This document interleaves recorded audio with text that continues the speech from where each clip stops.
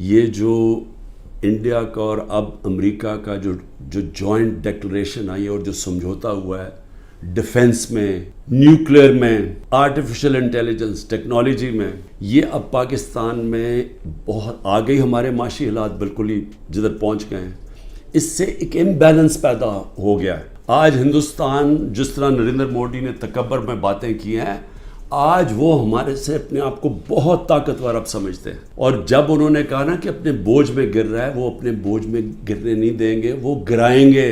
हमेशा जंगें तब लड़ी जाती हैं जब एक फ्रीक समझता है कि वो दूसरे से बहुत ज़्यादा ताकतवर है। रूस जब यूक्रेन में गया तो यूक्रेन का न्यूक्लियर प्रोग्राम ख़त्म हो चुका था और रूस समझता था उनसे बहुत बड़ा ताकतवर है।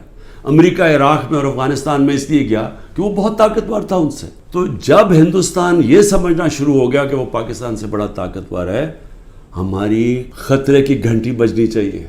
मुल्क को मुत्तहिद होना चाहिए। मुल्क को आज़ाद रखने के लिए कौम को इकट्ठा होना चाहिए। ये नहीं होना चाहिए कि मुल्क की इस्टेब्लिशमेंट मुल्क की सबसे बड़ी पार्टी को ख़त्म करने की कोशिश करे। इसका मतलब जो मुल्क की अक्सरियत अवाम है, जो एक पार्टी के साथ खड़ी है, उसको अपने खिलाफ कर ले। ये मुल्क को नुकसान है। हमारी फिर से इकोनॉमी बैठ चुकी है, इनके पास कोई हल नहीं है। जय हिंद दोस्तों, स्वागत है आपका हमारे चैनल पर। तो दोस्तों, भारत की जो विदेश नीति है वो बहुत ही कामयाब रही है अब तक, और भारत ने कई सारे देशों के साथ अपने जो संबंध है वो मजबूत किए हैं। खासकर अमेरिका हो गया, रशिया हो गया, फ्रांस हो गया, तो इन देशों के साथ भारत के अच्छे और मजबूत संबंध है। अभी कुछ हाल के ही समय में भारत ने अमेरिका के साथ बहुत सारी डील्स फाइनल की है।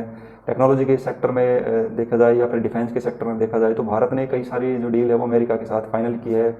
और बात करें अपने पड़ोसी मुल्क की तो पाकिस्तान हमेशा ही भारत के साथ कंपैरिजन करता रहता है। अभी इमरान खान ने भी कहा था कि भारत ने अमेरिका के साथ मिलकर बहुत सारी डील साइन की है और भारत जो है वो ताकतवर हो जाएगा।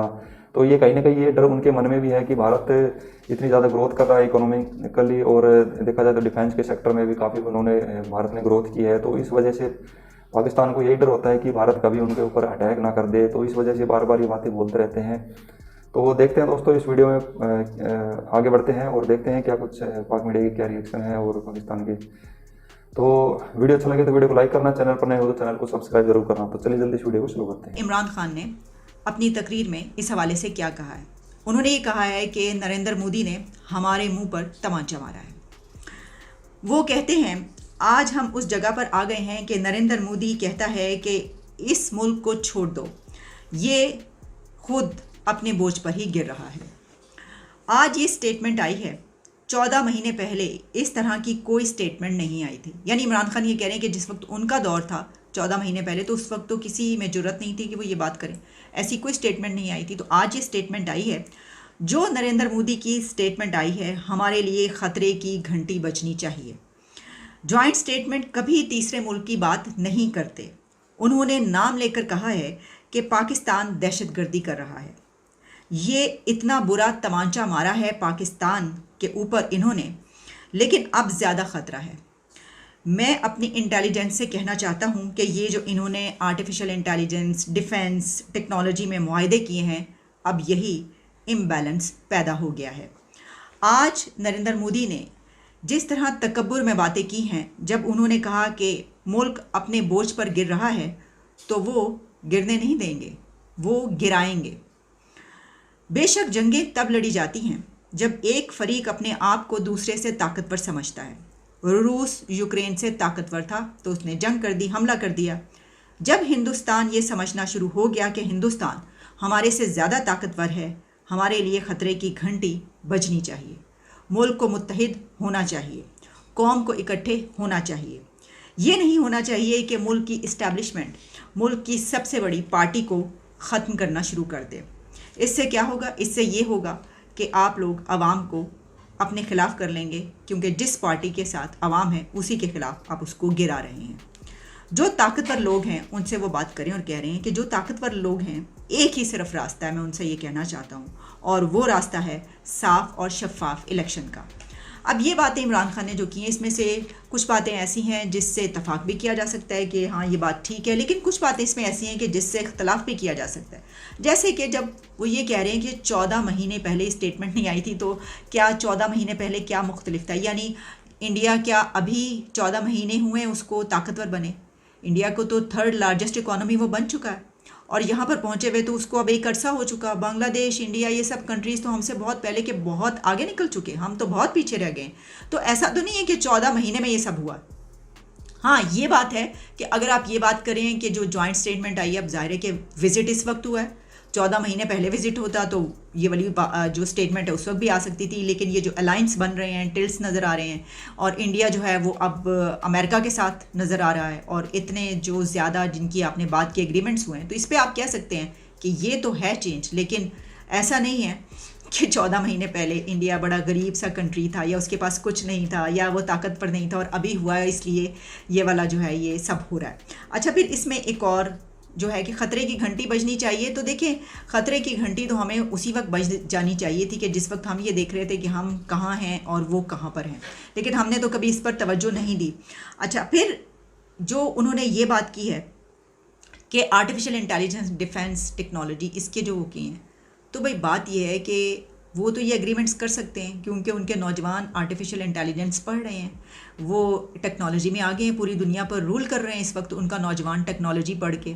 उनका जो आईटी का है वो तो पूरी दुनिया में वहाँ पे नौजवान पढ़ने के लिए आते हैं। हमने कभी अपने नौजवानों को आर्टिफिशियल इंटेलिजेंस की तरफ राग़िब करने की कोशिश की है? हमने कभी अपने नौजवानों को कहा है कि ये सब छोड़ो, ये क्या हो रहा है, आप ज़रा निकलें और पढ़ाई की तरफ तवज्जो दें, टेक्नोलॉजी की तालीम हासिल करें और ये करें? भाई हम उनको जिहाद की तरफ ना लगाएं, हम उनको ये सब की तरफ ना लगाएं। हम भी उनसे कहें तो आज हम भी कहीं के कहीं होते, तो ये तो बिल्कुल सही बात की ना, बहुत बड़ा फ़र्क है। लेकिन उसमें देखना पड़ेगा कि किसकी गलती है और किसने जो है वो नौजवानों को कहाँ पर लगाया और आर्टिफिशियल इंटेलिजेंस और टेक्नोलॉजी की तरफ नहीं लगाया। अच्छा, फिर जो एक और बात खान साहब ने कही कि बेशक जो जंगें हैं वो जब एक मुल्क ताकतवर हो जाता है तो तब वो ये जंगें लड़ता है। तो बात यह है कि क्या इंडिया और पाकिस्तान के बीच जो जंगें हुई थी वो सब की सब जो हुई थी किस तरफ से हुई थी? अब खान साहब को तो इस वक्त तो वो उनको खूब बोलना चाहिए इस बात पर और उनको पता होगा यकीनन। तो कभी ऐसा भी हो सकता है कि कमज़ोर कंट्री जो है वो भी जंग कर सकता है, तो जंग करने के बहुत से बहाने हो सकते हैं। लेकिन ये बात अपनी जगह पर कि इस दौर में जो एक यानी कि एक बिगर पर्सपेक्टिव में ये बात की जा रही है जिसमें हम देख रहे हैं कि रशिया और यूक्रेन की वॉर चल रही है कि भाई एक मुल्क जो है वो अगर गरीब रह जाता है, छोटा रह जाता है, कमज़ोर रह जाता है तो उसके ऊपर जो है जंग लादी जा सकती है। तो बात यह है कि गरीब और कमज़ोर मुल्क के पास भी कोई बहाना हो सकता है जंग करने का, क्योंकि उसके पास कुछ भी नहीं होता, खाली हाथ होता है, तो करे क्या फिर? लेकिन जो ऐसा कंट्री जो सिर्फ तरक्की में आगे बढ़ रहा हो, और क्या आप समझते हैं कि वो जंग की तरफ बढ़ेगा? मतलब जंग एक ऐसी चीज़ है जिससे तरक्की रुक जाती है। 20-20, 40-40 साल, 50 ईयर्स पीछे चला जाता है कंट्री, समझती है ऐसा। लेकिन हालात में जो है वो कोई एक हाथ से तो ताली बजती नहीं, इसमें बहुत सारी बातें हैं। और उनका एक और पॉइंट कि इस तरह से जॉइंट स्टेटमेंट्स में कभी भी तीसरे मुल्क की बात नहीं की जाती। तो खान साहब आप भूल रहे हैं, अभी ये 14 महीने पहले की बात है जब आप तशरीफ़ लेकर गए थे, प्रेसिडेंट ट्रंप उस वक्त थे अमेरिका के प्रेसिडेंट, तो एक उस दौरान भी आपके दौरे हुकूमत में भी एक स्टेटमेंट ऐसी आ चुकी है। उसमें भी पाकिस्तान को इसी तरीके से कहा गया था कि ये जो दहशतगर्दी हो रही है इसको रोका जाए, और ये दहशतगर्दी करा रहा है दूसरे मुल्कों में और इसको मिलकर। और ये सिर्फ एक दफ़ा नहीं हुआ, एक जगह पर नहीं हुआ, ये कई एक ऐसे फोरम्स पर हो चुका है कि जहाँ पर इंडिया होता है और जो इंटरनेशनल फोरम्स है वहाँ पर ये आवाज़ उठाता है। वैसे तो दोनों कंट्रीज़ की तरफ से एक दूसरे के खिलाफ जो भी हमारे पास पॉइंट्स होते हैं उसके ऊपर आवाज़ उठाई जाती है, लेकिन ये जो बात हो रही है ना, ये पहली दफ़ा नहीं हो रही है। और जॉइंट स्टेटमेंट्स में ऐसी बहुत सारी बातें होती हैं, ऐसे दो कंट्रीज़ के साथ के बीच जब ऐसे मुआहदे हो तो फिर वो इस तरह की बात करने से थोड़ी चूकते हैं। उन्होंने कर दी वाली बात, ये कोई पहली दफ़ा नहीं हो रहा। तो दोस्तों ये थी आज की वीडियो। और पाकिस्तान में जो भी बात करते हैं कि भाई इंडिया जो है डिफेंस में एग्रीमेंट कर रहा है अमेरिका के साथ, या फिर टेक्नोलॉजी में एग्रीमेंट कर रहा है, तो कुछ भी लगा लो, भारत जो भी तरक्की कर रहा है तो उसका जो आधार है वो भारत का एजुकेशन सिस्टम है, भारत की फॉरेन पॉलिसी है। और भारत जो भी है जो टेक्नोलॉजी में ग्रोथ कर रहा है तो यहाँ का एजुकेशन सिस्टम है, उसी के थ्रू भारत टेक्नोलॉजी में ग्रोथ कर रहा है। यहाँ पे जो यूथ है वो टेक्नोलॉजी में कुछ नया इन्वेंशन कर रहे हैं, कुछ नया कर रहे हैं, इसलिए भारत जो है आगे ग्रोथ कर रहा है।